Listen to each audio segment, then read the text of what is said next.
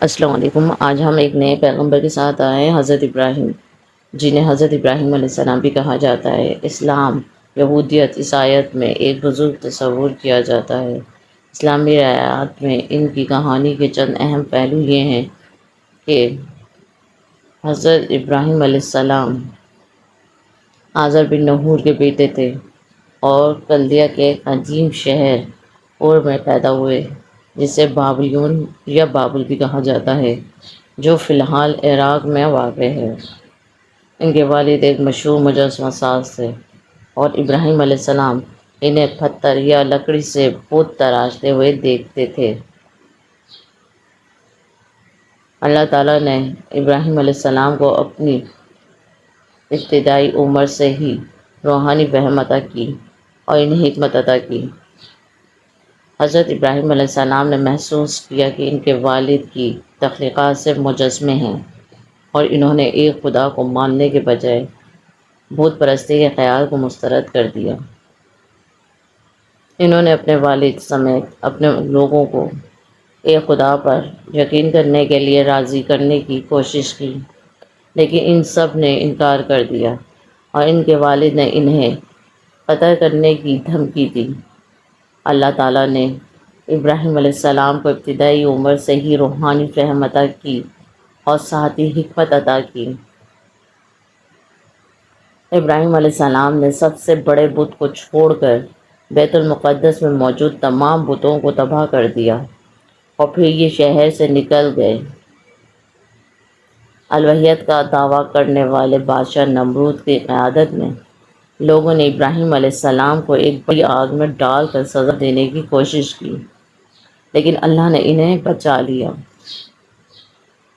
حضرت ابراہیم علیہ السلام کی کہانی ایک خدا پر یقین کی اہمیت، اپنے عقیدے کے لیے کھڑے ہونے کی ہمت اور وہ معجزات جو اللہ نے اپنے ماننے والوں کی حفاظت کے لیے انجام دے سکتا ہے سے سکھاتا ہے۔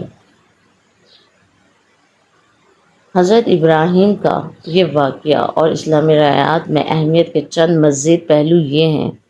حضرت ابراہیم علیہ السلام کا مقابلہ بادشاہ نمرود سے ہوا، جس نے الوہیت کا دعویٰ کیا تھا اور اس سے بتوں کی بے بسی اور ایک خدا کے وجود کے بارے میں استدلال کیا تھا۔ آگ کا معجزہ: ابراہیم علیہ السلام کو آگ میں ڈالا گیا، لیکن اللہ کے حکم سے بچا لیا گیا۔ یہ آگ ابراہیم پر ٹھنڈک اور سلامتی ہو۔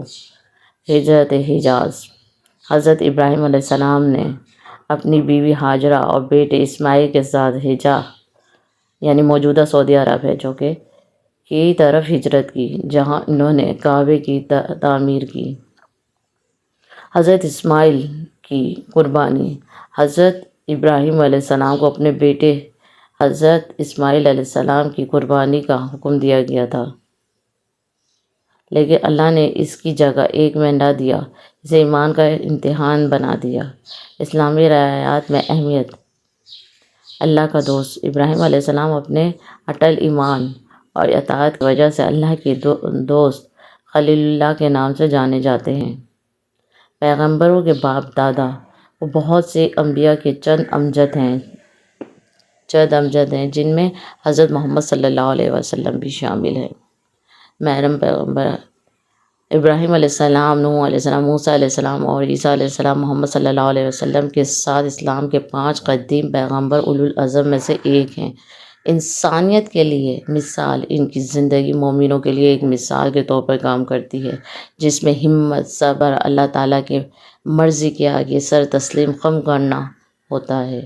آخر میں حضرت ابراہیم علیہ السلام اسلامی روایات میں ایک انتہائی قابل احترام شخصیت ہیں، جو اپنے غیر متزلزل ایمان، ہمت اور اللہ کے احکامات کی اطاعت کے لیے مشہور ہیں۔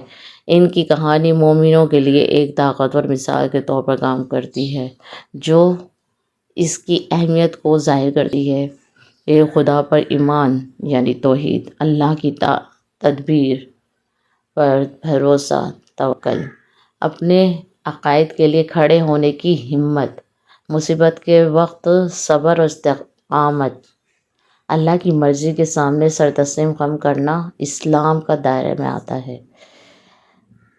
ایک نبی، رہنما اور بزرگ کے طور پر حضرت ابراہیم علیہ السلام کی معراج دنیا بھر کے لاکھوں لوگوں کی حوصلہ افزائی اور رہنمائی کرتی ہے۔